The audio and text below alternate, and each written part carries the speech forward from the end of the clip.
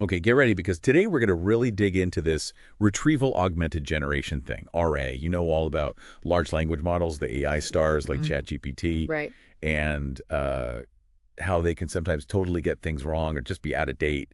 All right, so like we're giving this awesome cheat sheet, like a direct connection to these huge databases to make their knowledge way better. Yeah. It's really cool how RAG takes care of those problems that LLMs kind of always have. They do learn from these giant data sets, but you know how fast everything changes? Yeah. RG lets them get the newest info constantly, from articles online to like really specialized databases. So before this, you sent over this research paper about RAG. Yeah. Pretty intense, got to be honest. Yeah. One thing that really stood out to me was it's like we're giving these LLMs a personal research assistant, right? They're getting the best info instantly. That's a great way to think about it.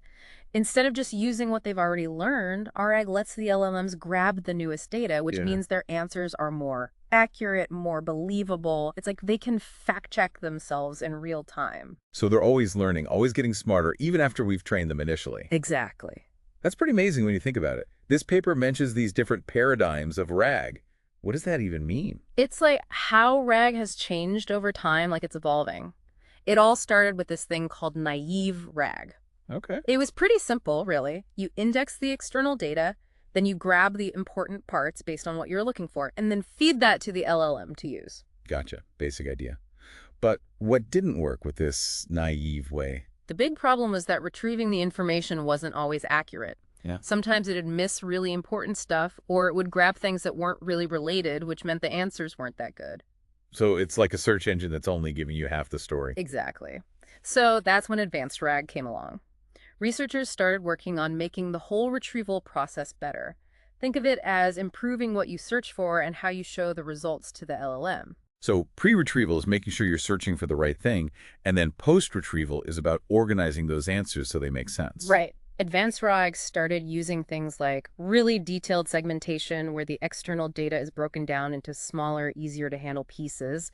And then there's this thing called metadata enrichment, which basically means adding extra labels and descriptions so the system understands the content better. It's like when you organize a really messy library, putting things on the right shelves and giving them clear labels so it's easier to find what you need. That's a good way to think about it. Okay, I get it. Then on the post-retrieval side, you've got re-ranking, which is where you put the most important information first, and context compression, where these long documents are summarized so the LLM doesn't get bogged down in all the details. So it's about finding the important stuff, the signal and all the noise, and giving it to the LLM in a way it can actually use. Exactly.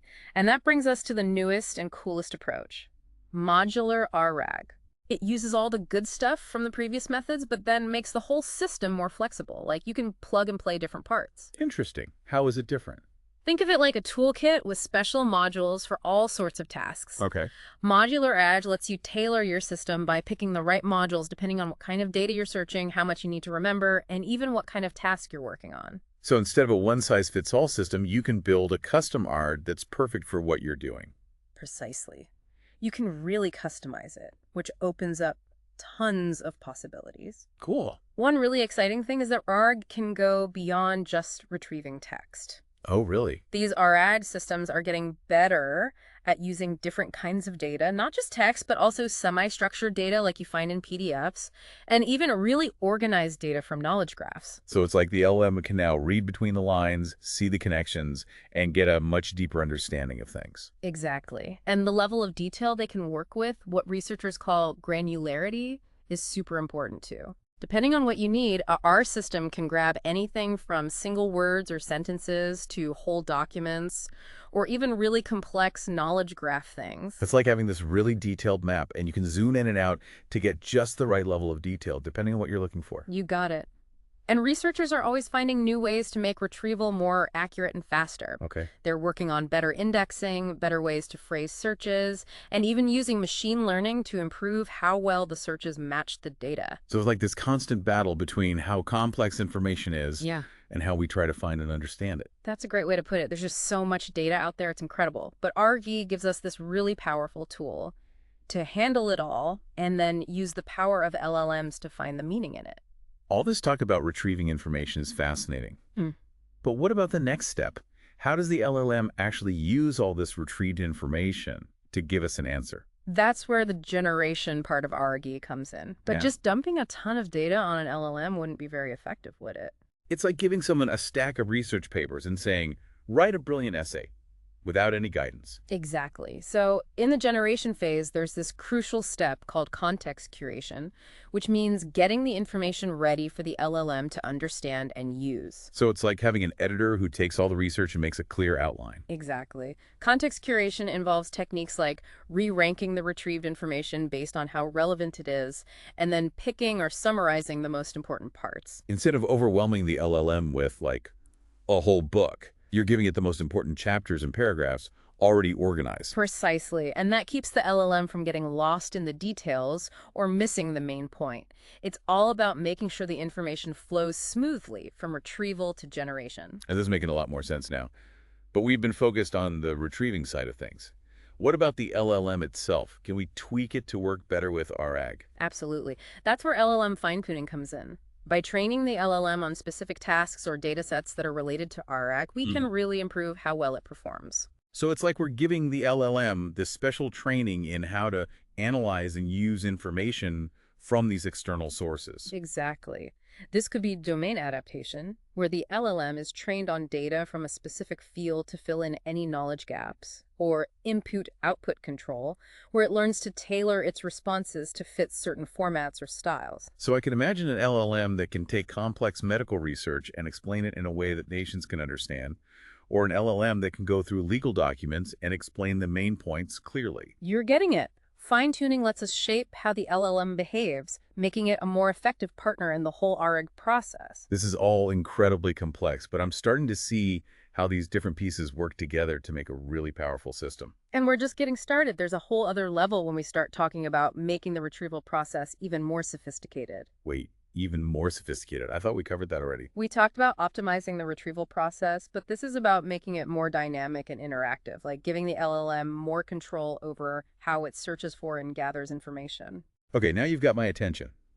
Tell me more about these retrieval upgrades. One really cool approach is iterative retrieval.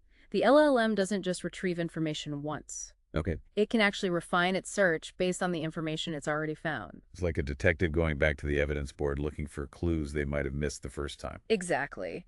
With iterative retrieval, the LLM keeps getting closer to the most relevant information, even if the initial search wasn't perfect. Makes sense. What other upgrades are there? Another one is recursive retrieval. Okay. This is really helpful for questions that are complex and need multiple steps to answer.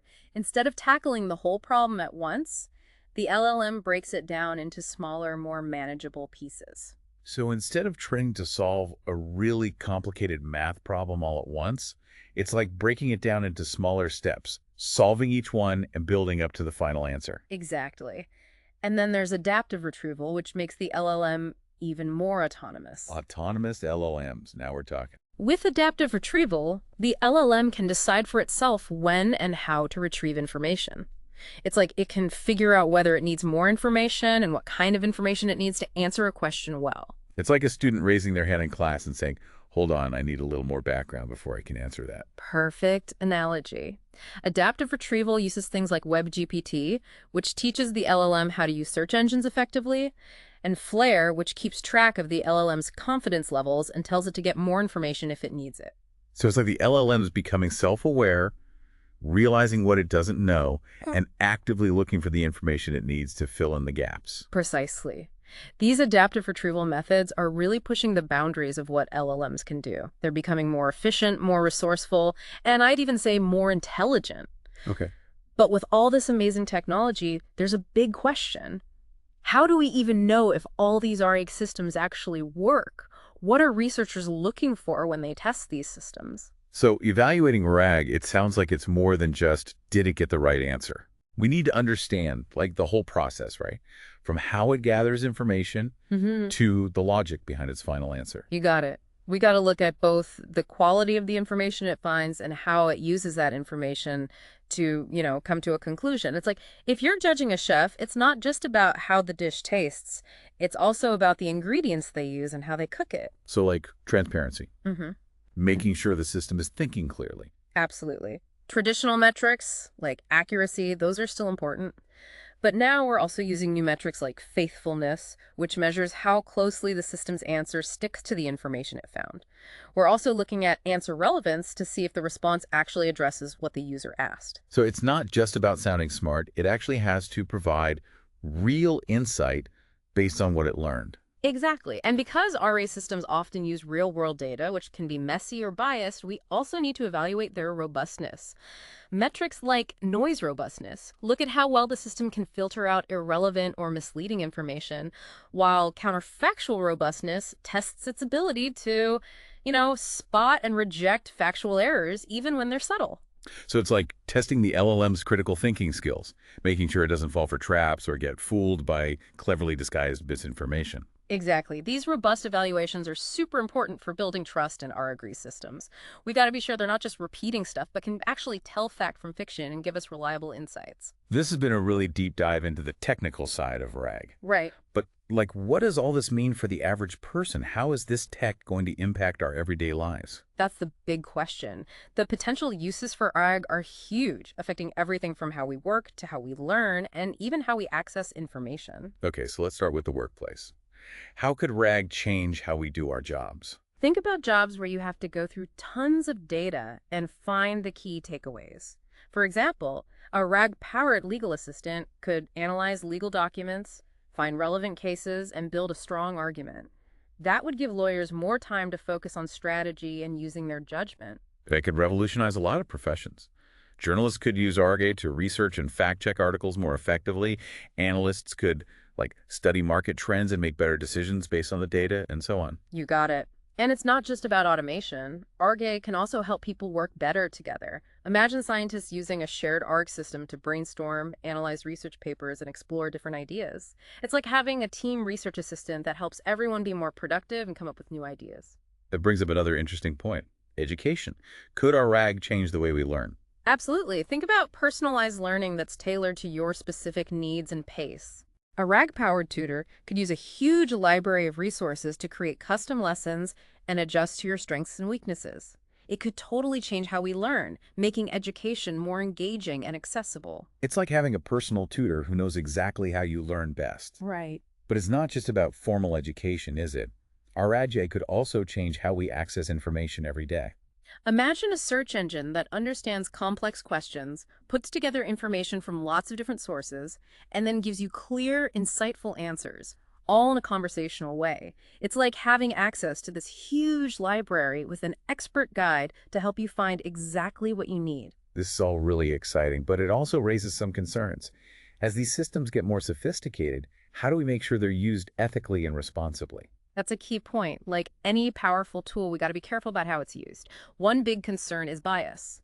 If the data used to train these systems is biased, the outputs will be biased too. It's like teaching someone with biased textbooks. They're going to learn and repeat those biases. So we have to be really careful about the data we use, making sure it's diverse and representative to avoid bias. Exactly. Another worry is transparency.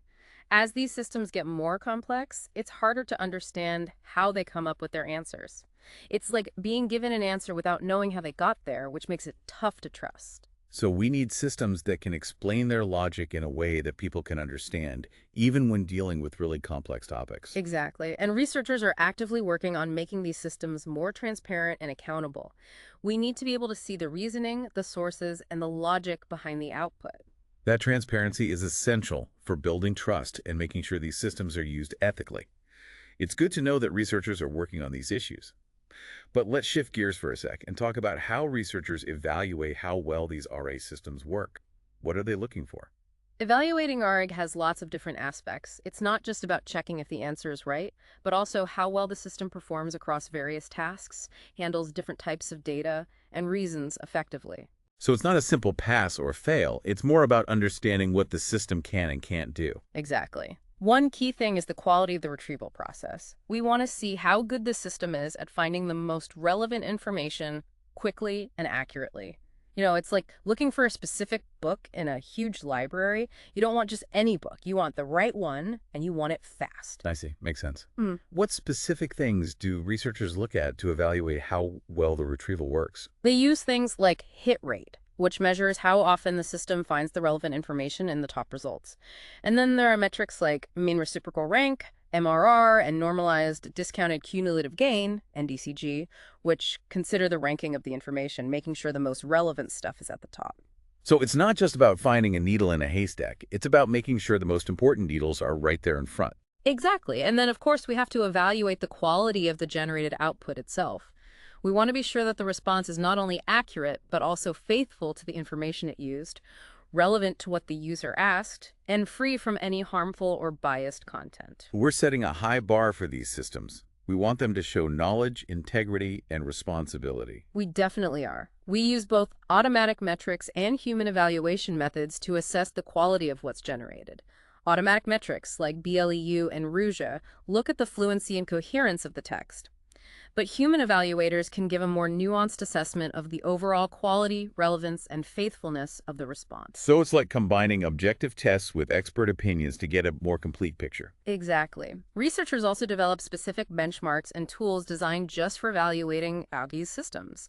These focus on things like how well the system handles noise, rejects incorrect information, integrates information, and deals with counterfactual statements. It's like setting up a series of obstacle courses to see how well these systems can navigate through all this information and avoid making mistakes. That's a great analogy. These evaluations are crucial for guiding future research, figuring out what needs to be improved, and making sure that RAG systems live up to their potential.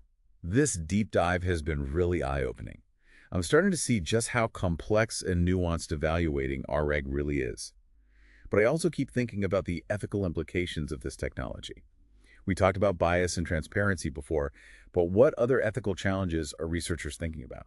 It's important to think about that. The potential for misuse is something we need to take seriously. One worry is that these systems could be used to create harmful or misleading content, like fake news or propaganda disguised as credible information. We've seen how that can create chaos and damage people's trust in information. It's a scary thought. If these systems can create accurate and persuasive information, they could also create incredibly convincing lies. Exactly, and that's why researchers are exploring safety measures like adding watermarks to AI-generated content so people can identify it. Public awareness is crucial too. We need to teach people about how these systems could be misused so they can be more critical of the information they come across. It seems like we're entering a time where critical thinking and media literacy are more important than ever. Absolutely. Being able to separate fact from fiction is crucial in a world where information is so easy to find and manipulate. With all this talk about the challenges, it's important to remember that RAG also brings incredible opportunities. It's a tool for gaining knowledge and understanding, and we shouldn't let fear stop us from exploring its potential. That's right. It's about finding the right balance, approaching these advancements with both excitement and caution. I like that. But let's get back to the basics of RAG for a moment. We've discussed how RAG has evolved through different paradigms, but I'm curious about how those paradigms are actually put into practice. What are the main parts of a RAG system, and how do they all work together? It's like we're opening up this super complex machine and seeing all the tiny gears and parts working together. Yeah, that's a good way to think about it. At its heart, a RAG system has these two main parts, the retriever and the generator. Okay, so the retriever finds the information, and then the generator takes that and makes an answer. Exactly. The retriever is like this super specialized search engine going through massive amounts of data to find the most relevant stuff, like documents, sections of text, or even knowledge graph pieces. It's like having, I don't know, a team of expert librarians who find the perfect sources for your question. I like that. The retriever uses these really smart indexing strategies, ways to refine what it's searching for, and even machine learning to understand the connections and meanings in the data. So it's not just looking for keywords, it's actually getting the nuances of the language and what it all means. Exactly. And then there's the generator, which is usually one of those big language models we've been talking about. Right. It's been trained on so much text and code that it understands language really well and can generate human quality text. So the generators, like the writer, taking all the raw material from the retriever and turning it into a nice, clear answer. That's a great way to describe it. The generator doesn't just copy and paste. It uses its knowledge of language and context to combine information, figure things out, and even come up with new insights. So it's like the generator is adding its own analysis, going beyond just summarizing what it found.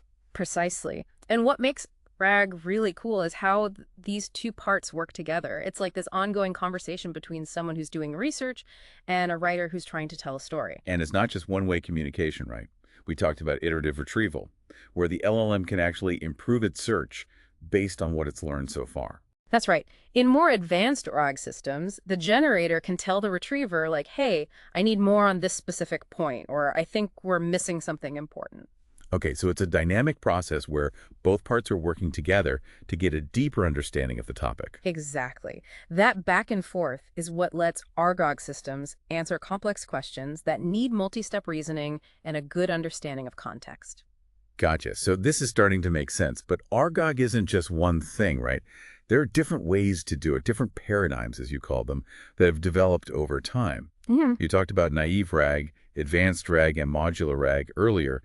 What are the key differences between those? Absolutely. It's like RGOG is on this journey getting more and more sophisticated, flexible, and adaptable in how it uses external knowledge. Right. So naive RAG was like the first try, the basic way of combining retrieval and generation. Okay. It was pretty straightforward. The retriever would find documents based on the user's question, and the generator would use those documents to create an answer. It was a good start, but like any first attempt, it had its problems. Yeah, the retrieval in naive RAG was often kind of simple, mostly relying on matching keywords and basic ranking. And the generator wasn't that great at combining information from multiple sources or doing any complex reasoning. So it was like having a new researcher, good at getting basic information, but not so good at deep analysis or connecting the dots. That's a good analogy. That's where advanced R came in, bringing better retrieval methods and giving the generator better reasoning skills. So it's like leveling up to a more experienced researcher who knows how to handle complex information. Exactly. Advanced arguers started using things like query expansion, where the system comes up with related search terms to make the search broader. And it also used re-ranking and context compression, which we talked about earlier, to help the generator focus on the most important information. So a more efficient and insightful research process leads to more accurate and nuanced answers. Makes sense. Right. And then we have modular RAG, the latest version, which takes flexibility and adaptability to a whole new level. Modular RAG, so it's like having a whole lab full of specialized tools for every part of the process. That's a perfect description. Modular RAG is about having different modules for specific functions, like searching certain types of data, managing what it remembers, adapting to different tasks, and even thinking about how to do the retrieval process itself. Okay, so instead of a one-size-fits-all approach, you can build a custom RAG system that's perfect for whatever you're trying to do. Exactly. This modular approach makes it easier to innovate and try new things because researchers can swap modules, mix and match them, and explore new ways to do retrieval and generation. So it's fascinating how RAG has gone from this simple idea to this super sophisticated system.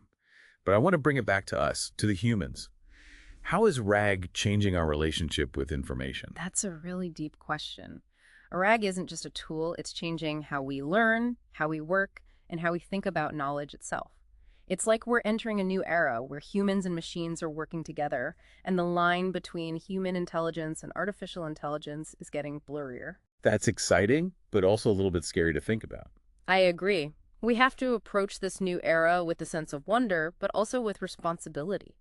We have to recognize the potential of RAG to empower us, but also be aware of the risks. So it's not just about the technology itself, it's about having honest conversations about the ethical implications, the potential biases, and the need for transparency and accountability. Exactly. We need to make sure these systems are used to help humanity, to promote understanding, and to solve the world's problems. This deep dive has been amazing. I feel like I've learned so much, not just about how RAG works, but also about its impact on how we interact with information and what the future of knowledge might look like. It's been great exploring this topic with you. I hope our listeners will be interested in learning more about RAG and how it could shape our world. Thanks so much for sharing your expertise. And to our listeners, keep exploring, keep asking questions, and keep diving deep.